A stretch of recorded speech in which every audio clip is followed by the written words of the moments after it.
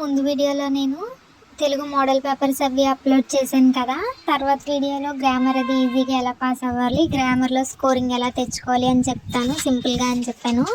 దాంట్లో భాగంగా ఇప్పుడు నేను గ్రామర్లో చాలా ఇంపార్టెంట్ అయిన టాపిక్ సందుల గురించి చెప్తాం అనుకుంటున్నాను. సందుల్లో మనం నేర్చుకోవాల్సినవి గట్టిగా 4-5 నేర్చుకుంటే చాలండి. 4 out of 4 మార్క్స్ ఈజీగా స్కోర్ చేసుకోవచ్చు. వరుసగా వస్తాను. మొదట అకార సంధి అంటే ఏమీ లేదు, సూత్రాలు అవి చూసుకునేంత టైం మీకు లేదు, రేపే ఎగ్జామ్ కాబట్టి నేను డైరెక్ట్గా చెప్తాను. ఒక పదం మేనల్లుడు అని నేను ఉదాహరణకు ఒక పదం చూపిస్తున్నాను కదా. ఆ పదం తీసుకుంటే మేనల్లుడిని విడదీసినప్పుడు మేన ప్లస్ అల్లుడు అని 2గా విడదీస్తాము. మేన అంటే నాలో ఏం పలుకుతుంది, మొదటి ఆ పలుకుతుంది. అల్లుడులో విడదీసిన తర్వాత అల్లుడులో ఏం పలుకుతుంది, ఆ పలుకుతుంది. దీన్ని మనం పూర్వపదం పరపదం అంటాము. పూర్వపదంలో ఆ వచ్చి పరపదంలో కూడా మొదటి ఆనే వస్తే ఆ 2 పదాన్ని కలిపినప్పుడు కూడా ఆ అనే శబ్దమే వస్తుంది. అందుకే మేనల్లుడు. మొదటి పదం విడదీయక ముందు మనకున్న పదాన్ని చూస్తే మేనల్లుడులో మనకు వచ్చిన సంధి బట్టి నాకి ఏ ఒత్తు పెట్టకుండా నా అని రాసాను. ఇలా అకార సంధి ఉంటుంది. ఉదాహరణలు ఉన్నాయి, ఒకసారి చూడండి, చూస్తే మీకే అర్థమవుతుంది. కింద ఇంకొక ఉదాహరణ ఎక్స్ప్లెయిన్ చేస్తాను. రాకుంటేని విడదీసినప్పుడు ఏమవుతుందండి, పూర్వపదం ఏమో రాకు అయితే పరపదము ఉంటే అవుతుంది. రాకు కు అనే దాంట్లో మొదటి ఆ అనే అక్షరమే శబ్దంగా పలుకుతాము. ఊ అనే దాంట్లో ఊ అనేదాన్ని శబ్దంగా పలుకుతున్నప్పుడు మళ్ళీ ఆ రెండిటికి సంధి జరిగితే మనకు వచ్చేది కూడా మొదటి ఊనే. ఊ అనే శబ్దం పలుకుతాము. అప్పుడు పదం కలిపితే రాకు ప్లస్ ఉంటే కలిపితే ఏమవుతుంది, రాకుంటే.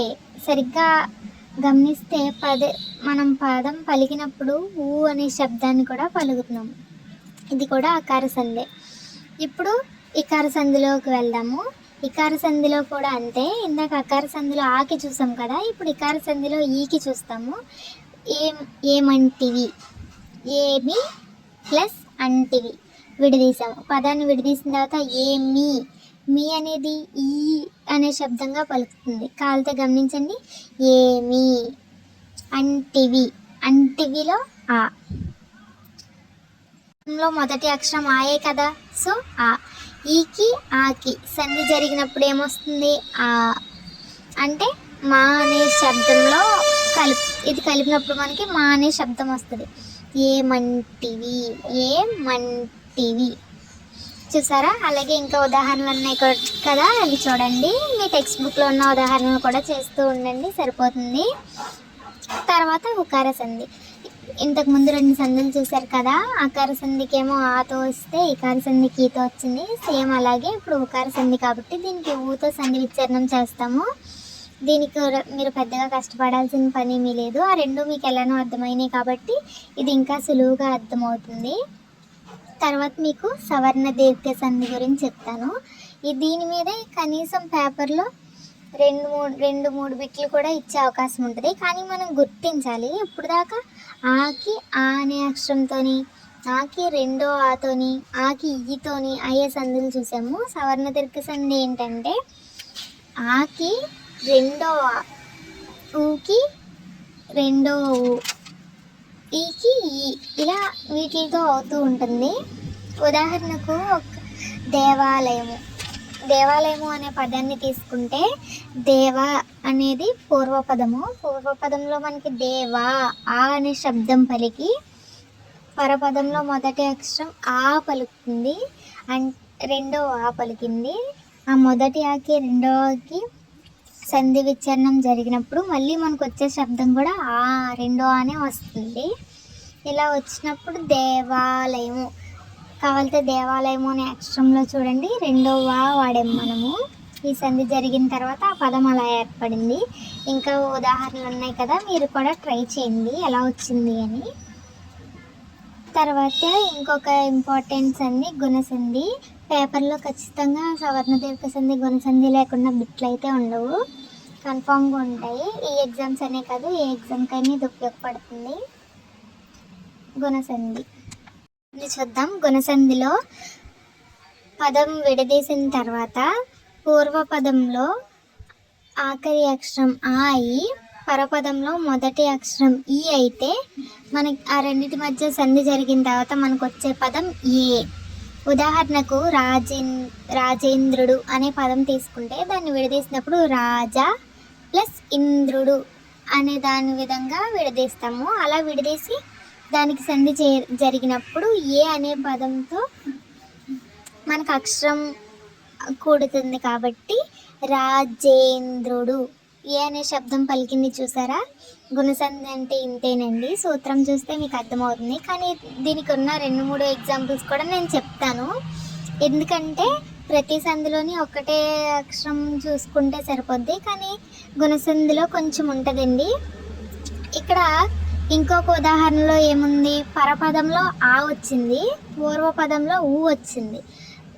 ఈ ఊ వస్తే గనక అప్పుడు మనకి ఓ అనే శబ్దంతో పదం అవుతుంది. పరోపకారము, పరా ప్లస్ ఉపకారము, పరోపకారము. తర్వాత ఇంకొకటి మహర్షి. పూర్వపదంలో ఆఖరి అక్షరం ఆ ఈ పరపదంలో మొదటి అక్షరం రు అయితే మనకు వచ్చే శబ్దం అర్ అర్ అనే శబ్దం కింద వస్తుంది. చూస్తే మహర్షి, హర్షి, హర్ అనే శబ్దాన్ని మీరు గమనించండి. దీన్ని విడదీసినప్పుడు ఎలా రాస్తాము, మహా ప్లస్ ఋషి, మహర్షి.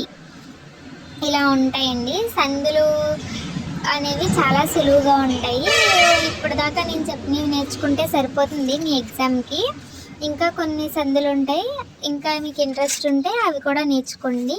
అన్నీ నేర్చుకొని వెళ్ళడంలో తప్పలేదు కదా, మీ చాయిస్ కూడా రాస్తారు. అప్పుడు అయితే మీకు ఎగ్జామ్కి అవసరమైనంత వరకే చెప్పాను. ఇంతకీ సంధి విడదీసినప్పుడు వాళ్ళు పదాల కింద ఇస్తే ఎలా పడితే అలా మనం విడదీయకూడదండి. వాళ్ళు ఇచ్చిన ఒక పదం అయితే దాంట్లో ఖచ్చితంగా 2 అర్థవంతమైన పదాలు ఉంటాయి. దాన్ని విడదీశాక మనం విడదీసిన పూర్వపదం, ముందు ఉన్నదాన్ని పూర్వపదం అంటారు, వెనకాల ఉన్నదాన్ని పరపదం అంటారు.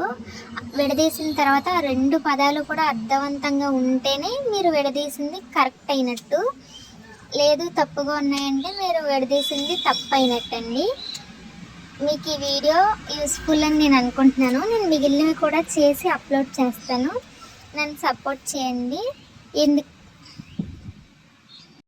సపోర్ట్ చేస్తూ ఉండండి. ఇప్పుడిప్పుడే ఛానల్ స్టార్ట్ చేశాం కదా, ఖచ్చితంగా మీ అందరికీ ఇంకేమేమి కావాలో కామెంట్ సెక్షన్లో తెలపండి. నేను అవి కూడా చేసి అప్లోడ్ చేస్తాను. All the best for your exams. బాగా రాయండి.